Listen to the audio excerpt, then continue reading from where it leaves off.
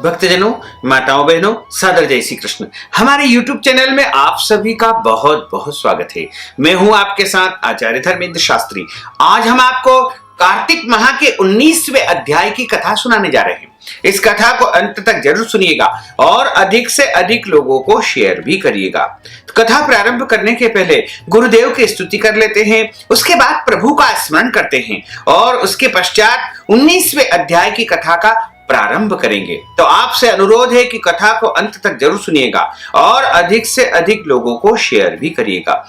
गुरुर् ब्रह्मा गुरुर्विष्णु गुरुर्देवो महेश्वरा गुरुः साक्षात् परब्रह्म तस्मै श्री गुरुवे नमः। श्री कृष्णाय वासुदेवाय हरये परमात्मने प्रणतः क्लेशनाशाय गोविंदाय नमो नमः। सच्चिदानंद रूपाय विश्वोत्पत्त्यादि हेतवे तापत्रय विनाशाय श्री कृष्णाय वयं नमः। कस्तूरी तिलकं ललाटपटले वक्षस्थले कौस्तुभं नासाग्रे वरमौक्तिकं करतले वेणुः करे कंकणं सर्वांगे हरिचन्दनं सुललितं कंठे च मुक्तावलिं गोपा स्त्री परिवेष्टितो विजयते गोपाल चूड़ामणिं पुल्लेन्दीवरकान्तिमिन्दुवदनं बरहावतं सप्रियं श्रीवत्साङ्कमुदार कौस्तुभधरं पीताम्बरं सुन्दरं गोपीनां नयनोत्पलार्चिततनुं गोपसङ्गावृतं गोविन्दं कलवेणुवादनपरं दिव्याङ्गभूषणं भजे करारविन्देन पदारविन्दं मुखारविन्देन विनिवेशयन्तीं वटस्य पत्रस्य पुटेशयानं बालं मुकुन्दं मनसा स्मरामि वरः पीडं नटवर वपुः कर्णयोः कर्णिकारं बिभ्रद्वास कनककपीशं वैजयन्तीं च मालां रन्ध्रान् वेणोर्धरसुदया पूरयन् गोपवृन्दैः बृन्दारण्यं स्वपतरमणं प्राविशत गीतकीर्तिः। जय जय श्री राधारमण जय जय नवल किशोर जय गोपी चित चोर प्रभु जय जय माखन चोर।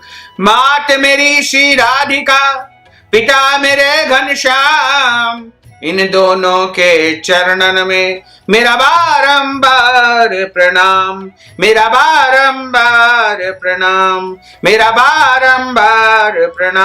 मोहिनी मूरत श्याम की वो मन रही समाय जो मेहंदी के पात में लाली रही समाय।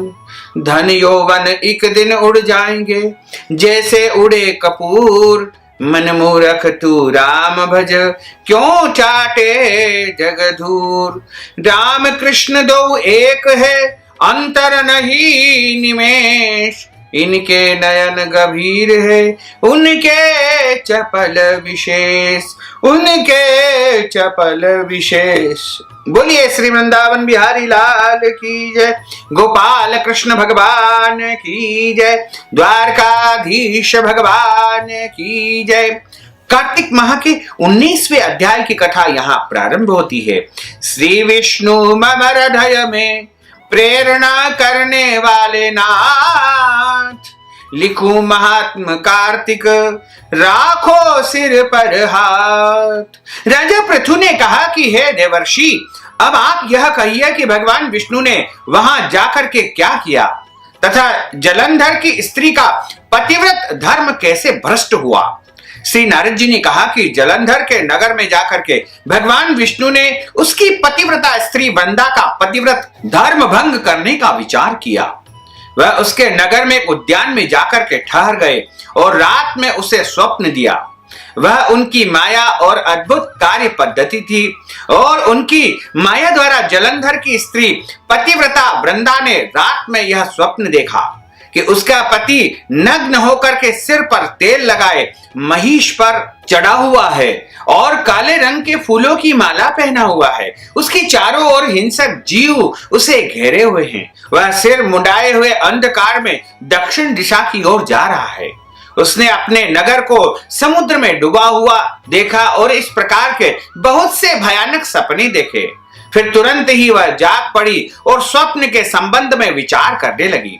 इतने में उसने सूर्य भगवान को उदय होते हुए देखा तो सूर्य में उसे एक छिद्र दिखाई दिया तथा वह कांतिहीन थे।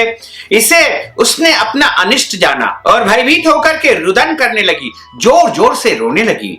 वह छज्जे पर गई, अटारी पर पड़ी, भूमि पर उतरी, मगर उसे कहीं पर भी शांति प्राप्त नहीं हुई।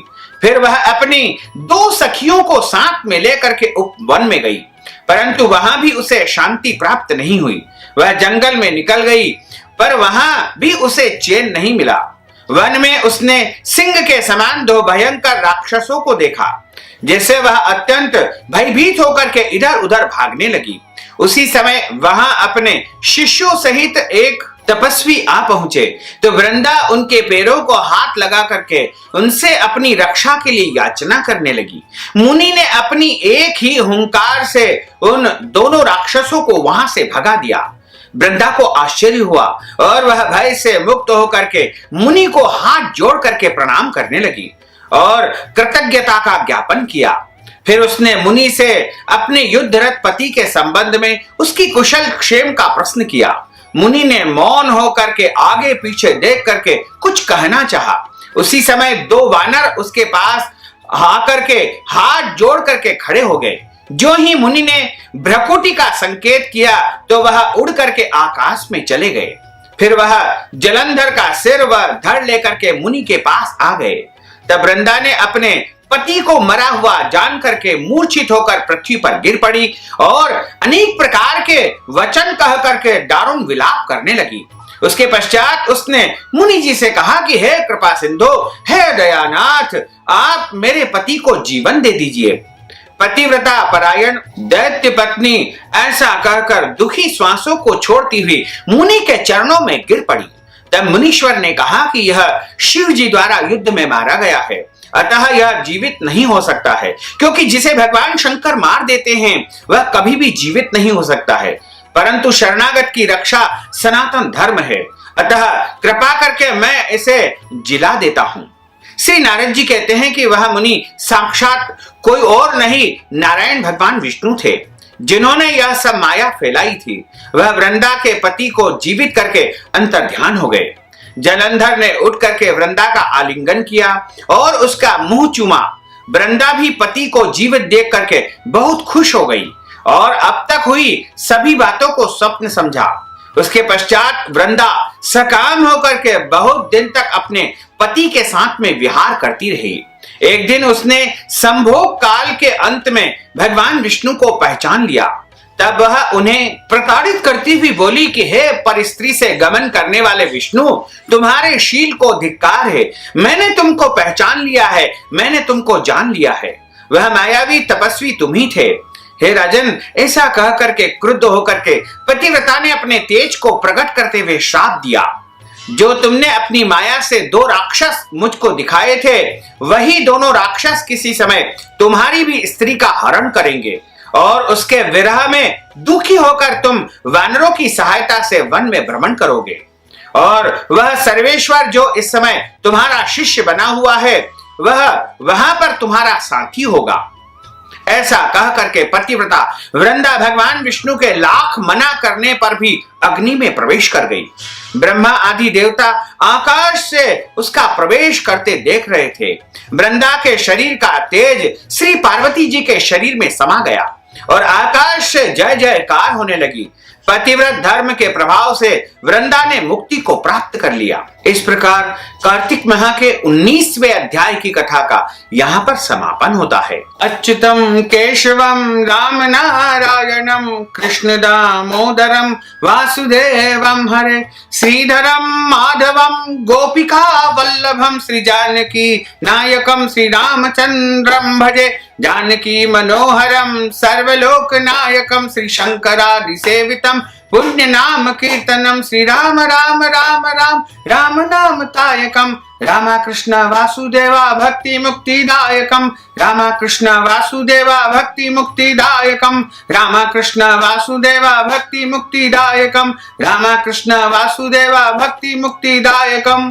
बोलिए श्री वृंदावन बिहारी लाल की जय, गोपाल कृष्ण भगवान की जय, श्री राधे रानी सरकार की जय, श्री गिरिराज धरण की जय, श्री यमुने महारानी की जय, श्री वल्लभाधीश की जय, श्री गुसाई जी महाराज की जय। धर्म की जय हो, अधर्म का नाश हो, प्राणियों में सद्भावना हो, विश्व का कल्याण हो, सनातन धर्म की जय हो, गौ माता की जय हो, नगर बस्ती की जय हो, आज के आनंद की जय हो, कल के आनंद की जय हो, परसों के आनंद की जय हो, बरसों बरसों के आनंद की जय हो। ओम नमः पार्वती पते, हर हर महादेव हर। भक्तजनों, माताओं बहनों, आपने जो ज्ञानवर्धक कथा का श्रवण किया है, कथा सुनने के बाद यदि आप कथा के निमित्त कोई धन राशि प्रदान करना चाहते हैं या फिर आप कार्तिक माह के निमित्त कोई भी दान पुण्य करना चाहते हैं, गौदान, अन्नदान, वस्त्र दान या कोई भी दान यदि आप देना चाहते हैं, तो उसके निमित्त अपना नाम तथा गोत्र बता करके और हमारे पेटीएम के माध्यम से, गूगल पे के माध्यम से, फोन पे के माध्यम से नगद धन राशि आप हमें पहुंचा करके और कार्तिक माह का संपूर्ण पुण्य फल आप प्राप्त कर सकते हैं। साथ ही आपसे अनुरोध है कि इस ज्ञानवर्धक वीडियो को अधिक से अधिक लोगों को शेयर करिएगा, लाइक करिएगा, कमेंट करिएगा और यदि अभी तक आपने सब्सक्राइब नहीं किया तो अभी और इसी समय सब्सक्राइब अवश्य कर लीजिए। आपको और आपके पूरे परिवार को सादर जय श्री कृष्ण, सादर धन्यवाद।